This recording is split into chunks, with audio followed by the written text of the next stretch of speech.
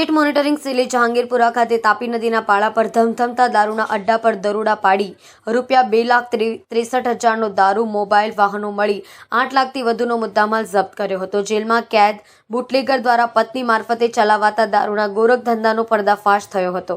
મળતી વિગતો પ્રમાણે સ્ટેટ મોનિટરિંગ સેલને બાતમી મળી હતી કે સુરતમાં જહાંગીરપુરા ખાતે તાપી નદીના પાળા પર બખેરો મહલ્લા ખાતે ઇંગ્લિશ દારૂનું મોટા પાયે વેચાણ થઈ રહ્યું છે। જે માહિતીને આધારે સ્ટેટ મોનિટરિંગ સેલના પીઆઈ સી.એચ. પનારા તેમની ટીમે અહીં દરોડા પાડી સપાટો બોલાવી દીધો હતો। પોલીસે અહીંથી ₹2.63 લાખના ઇંગ્લિશ દારૂની 1,849 બોટલો, 2 મોબાઈલ ફોન, 5 વાહનો મળી કુલ ₹8.2 લાખનો મુદ્દામાલ કબજે લીધો હતો।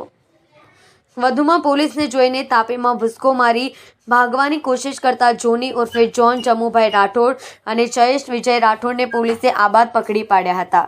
એસએમસીની તપાસમાં એવો ચોંકાવનારો ખુલાસો થયો હતો કે આ દારૂનો અડ્ડો લાજપોર જેલમાં કેદ લિસ્ટેડ બુટલેગર પરેશ ઉર્ફે પરિયો મહાદેવ પટેલ તેની પત્ની વિભા મારફતે ચલાવતો હતો। મોનિટરિંગ સેલે આ બાબતે જહાંગીરપુરા પોલીસમાં વિધિવત ગુનો દાખલ કરાવી બુટલેગર પરેશ અને તેની પત્ની વિભાને વોન્ટેડ જાહેર કર્યા હતા।